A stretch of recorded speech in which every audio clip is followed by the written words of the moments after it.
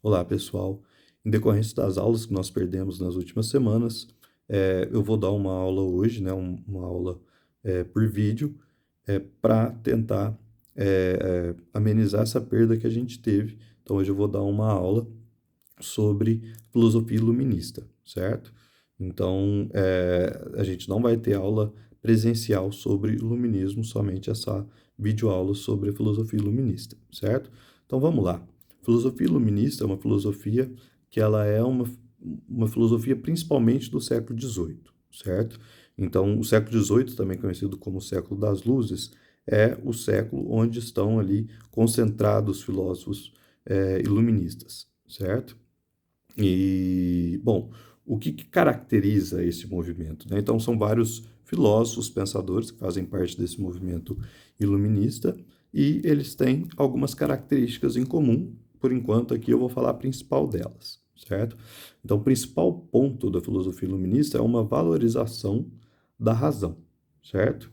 E razão, né? O que é razão? Razão é uma habilidade, uma capacidade humana de pensar de modo coerente, lógico, com sentido, certo? Sem entrar em contradições, sem levar muito em consideração as nossas emoções, certo? Sem ter um conhecimento, por exemplo, supersticioso, certo? Então, o foco deles é o uso, né, e a valorização da razão como forma de conhecimento, tá? E por que o termo iluminismo? O termo iluminismo está relacionado à luz, certo? Que está relacionado, né? Luz está relacionado a conhecimento, já que a luz é aquilo que possibilita a gente enxergar tudo aquilo que está ao nosso redor, certo? Então, por isso que luz é frequentemente associado a conhecimento e trevas é associado àquilo que é fora de um conhecimento racional, fora de um conhecimento lógico, certo? Então, trevas seria aquilo que eles relacionam à ignorância ou à falta do uso, né, e da capacidade de raciocínio, certo? E luzes relacionado a um conhecimento racional, certo? Então, é, esse seria, né, um primeiro ponto importante aí para a gente definir iluminismo, tá?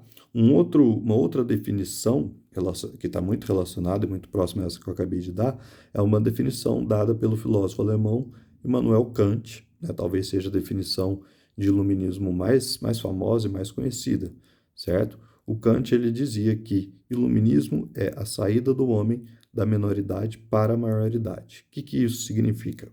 Tá? Que ele não está falando de idade, de completar 18 anos, não é nada relacionado a esse aspecto legal de atingir 18 anos e ser maior de idade. Então, o que é para ele menoridade e maioridade? Menoridade é aquela pessoa que é incapaz de pensar por conta própria e maioridade é aquela pessoa que consegue pensar por conta própria. Basicamente isso. Então, uma pessoa, né, de menoridade seria aquela pessoa infantilizada, que segue tudo que as outras pessoas falam, que repete clichês, ideias prontas e assim por diante. Enquanto uma pessoa intelectualmente autônoma seria aquela pessoa que o Kant chama de maioridade, ou seja, aquela pessoa que é capaz de pensar por conta própria. Mas não só isso. Um outro ponto importante é que, para Kant, sair da menoridade e ir para a maioridade não é só pensar por conta própria, mas é também você fazer um uso público da sua razão. O que significa fazer o uso público da razão? É você usar sua capacidade de pensar para a melhoria da sociedade e não para você ficar pensando sozinho ali, só para os seus próprios interesses, né? Ou de um modo estéreo, né? Que não leve a nenhum resultado prático. Então, para ele, fazer o uso da público da razão é você usar sua capacidade de pensar para melhorar qualquer coisa da sociedade. Seja, por exemplo, para diminuir preconceitos que existem, né, na nossa sociedade, né?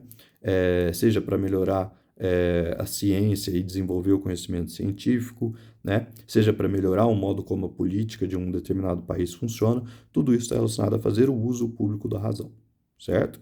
Então, nada mais é do que você usar sua capacidade de pensar de modo coerente e lógico para a melhoria social, certo? Então, o Kant ele tem um lema que é sapere aude. A sapere aude. O que significa sapere aude? É você ousar conhecer, você ousar pensar por si próprio. Então, ele fala que muita gente tem medo de pensar por conta própria, né? Que não tem essa coragem de pensar por conta própria e por isso se mantém na sua menoridade, certo? Então, ele tem esse lema, que ele resume o lema do iluminismo como esse: sapere aude, que é um termo em latim que significa ouse saber, certo? Você tomar coragem de pensar por conta própria e parar de ficar seguindo o que o professor, o que os familiares, o que as pessoas falam, certo? Mas isso não significa você não ouvir o que as outras pessoas falam, mas você não simplesmente seguir tudo que as outras pessoas falam, que isso fique claro. Então, ele não defende que você não deva ouvir outras pessoas, certo? Que você não deva considerar a visão e a opinião de mundo, né, de outras pessoas. Não é isso que ele fala. Ele fala que você deve pensar por conta própria. E pensar por conta própria não significa não ouvir outras pessoas. Ficou claro? Então, isso é muito importante. Então, pensar por conta própria não é deixar de ouvir outras pessoas, mas sim pensar por conta própria. Tá? Então, você ouve o que outras pessoas falam, considera, né, e raciocina, e a partir daí você decide se você concorda ou não com o que outra pessoa falou. Você pode concordar e pode discordar. E é isso que traz uma autonomia do pensamento, certo? Principais nomes da filosofia iluminista são Voltaire, Diderot, Montesquieu, que são filósofos muito famosos da França, certo? David Hume, um filósofo ali do Reino Unido, também muito conhecido, Rousseau, Kant e Mary Wollstonecraft, tá? São aí nomes bastante importantes da filosofia iluminista, cada um contribuindo aí para a política, para a ética, né? No caso da Mary Wollstonecraft, para os direitos e a busca por direito das mulheres, certo? Então, são alguns nomes importantes. A gente não vai se deter em nenhum desses nomes, porque aqui, né, a função da aula, o intuito da aula é dar uma visão geral sobre o iluminismo, certo? Quem que influencia o iluminismo, né? Quais são os precedentes que vão é, contribuir, abrir caminho para a filosofia iluminista? Os principais nomes são Descartes, certo? Com uma valorização do conhecimento racional, certo? Então, o Descartes ele era um entusiasta da ciência moderna, certo? E ele defendia o uso da razão, né, para descobrir novos conhecimentos, tá? No campo científico, a gente tem Galileu e Newton, que também vão influenciar fortemente o movimento iluminista, com a ideia de que a ciência pode contribuir para a melhoria da nossa vida, certo? De que a ciência ela tem um potencial enorme de buscar conhecimentos e de melhorar a nossa vida, certo? E também o John Locke, que valorizava muito o conhecimento empírico, que também é importante no desenvolvimento da ciência, e também por conta da defesa que o John Locke faz das liberdades individuais, e isso vai ser um ponto forte da filosofia iluminista, como a gente vai ver já já, tá?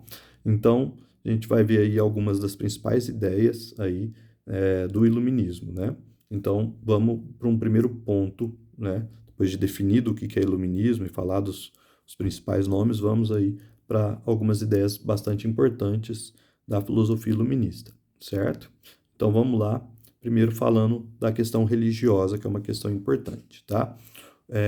Os filósofos iluministas, de modo geral, eles são contrários ao abuso que se tem dentro das religiões, que muitas vezes infantilizam as pessoas, não deixam as pessoas pensar por conta própria e faz uso de medo, de ameaças, né, e de outros tipos de manipulações com o intuito de favorecer um certo grupo dentro e fora da igreja, certo? Ou de qualquer outra religião, certo? Então, eles não são contra a religião, pelo contrário. Muitos filósofos iluministas eram religiosos e eles defendiam a liberdade religiosa, os filósofos iluministas, mas eles eram contra certos abusos que tinham por parte das diferentes religiões, certo? Pessoas que usavam da religião para manipular, para ganhar poder e assim por diante. Isso, obviamente, não ficou no passado ainda hoje, isso acontece com frequência, certo? Então, o que o iluminismo defende? É, que a gente saiba avaliar, né, e ter critério para ver o que as religiões têm de positivo e o que tem de negativo, certo? E isso não é de modo algum ser contrário à existência das religiões. O que eles defendiam é que a gente deve pensar e avaliar, né, o que tem ali de manipulação dentro das religiões, certo? Então, esse é o principal perspectiva que os filósofos iluministas têm sobre a religião. Então, eles criticam a parte ruim, a parte que procura manipular, mas valorizam a liberdade religiosa, certo? Então, basicamente, esse é o posicionamento que eles têm a respeito da religião, certo? Um outro ponto importante da filosofia iluminista é a questão da história, tá? De modo geral, os filósofos iluministas, eles vão ver que a história, ela tem um sentido histórico, que a história não acontece ao acaso, né? Que simplesmente vai acontecendo as coisas de modo aleatório. Eles vão ver que tudo que vai acontecendo ao longo da história, ou pelo menos uma grande parte das coisas que acontecem ao longo da história, acontece porque tem uma certa racionalidade, um certo modo da história funcionar, e isso leva a como se fosse uma história organizada, né? Não é uma história caótica, certo?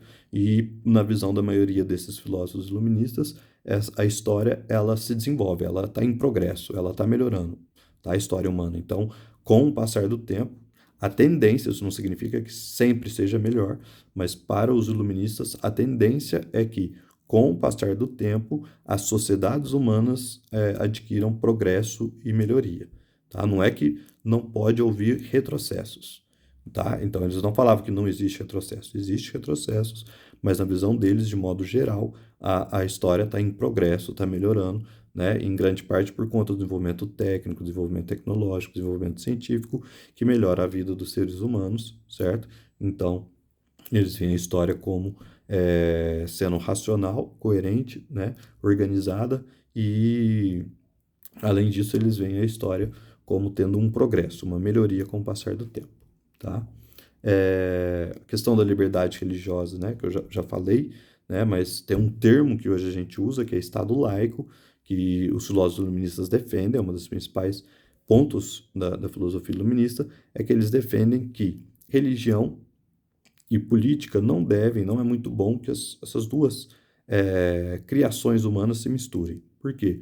Porque isso pode gerar intolerância religiosa. Então, o que seria o Estado laico defendido pelos filósofos iluministas? É que o Estado não deve se envolver em questões religiosas, mas promover a liberdade religiosa, certo? Então, para o iluminismo, o Estado ele não deve favorecer nenhuma religião, tá? Então, imagine você, vamos supor que você seja um cristão morando ali num país muçulmano.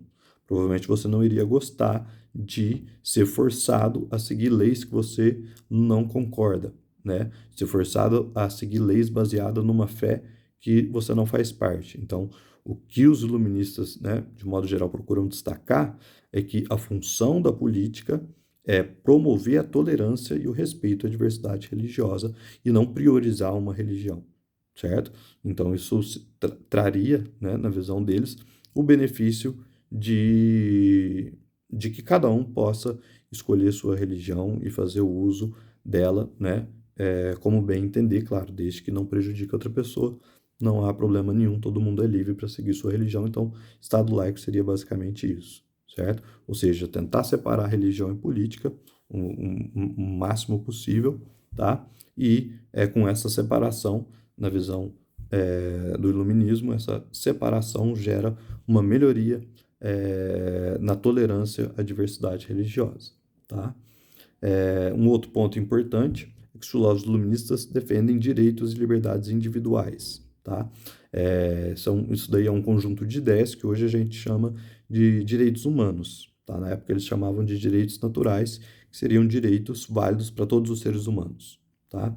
Então, e esses direitos, né, eles têm como base dois conceitos essenciais no desenvolvimento dos direitos humanos, que é o conceito de igualdade. E o que é igualdade para os filósofos iluministas? Não é que todo mundo é igual, todo mundo tem que se comportar igual, todo mundo tem que agir igual, não é isso.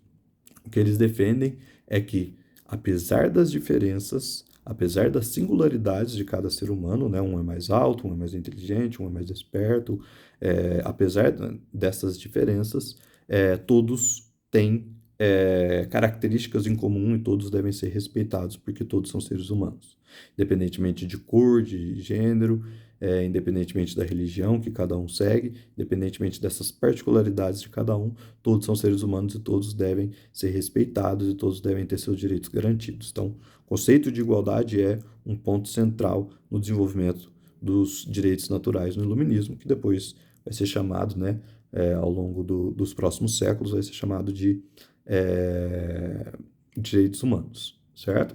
E aí um outro conceito importante na filosofia iluminista é o conceito de liberdade. Então, além da igualdade, que é isso que eu acabei de dizer, tem um conceito importantíssimo que vai basear os direitos humanos, que é o conceito de liberdade. E o que é liberdade dessa perspectiva iluminista, né? E que também vai fazer parte da perspectiva dos direitos humanos? É a liberdade de cada um fazer tudo aquilo que não prejudica o outro, certo? Então, quando você pensa uma sociedade justa, né, na visão do iluminismo, é aquela onde todas as pessoas sejam o mais livre possível, desde que, obviamente, essa liberdade não atinja o outro. Então, eles não defendem uma liberdade absoluta, porque uma liberdade absoluta pode gerar violência, certo? Pode gerar problema para outras pessoas. Então, o que os iluministas defendem é o máximo de liberdade, desde que essa liberdade não prejudique o outro. Esse é o limite da liberdade. Então, por exemplo, você está fazendo algum discurso publicamente, certo? Você não pode ofender, né, outras pessoas, tá? Ofender de um modo que prejudique a vida das outras pessoas, coloque em risco a vida das outras pessoas, certo? Então, por exemplo, você não pode, por exemplo, falar que uma pessoa deve ser morta, certo? Por quê? Porque aí você está extrapolando a sua liberdade de expressão, certo? Então, na visão dos filósofos iluministas, toda liberdade, ela não é absoluta, nenhuma liberdade é absoluta. Na visão deles, a liberdade ela tem que ter um limite e esse limite é a vida em sociedade. Então, viver em sociedade é também aceitar certas limitações que fazem parte da vida, certo? Bom, acho que abordei aí os principais temas sobre a filosofia iluminista. Quem tiver alguma dúvida, quem tiver alguma questão, pode conversar comigo, que eu estou aberto a responder para vocês. Pessoal, muito obrigado, espero que tenham gostado e até mais.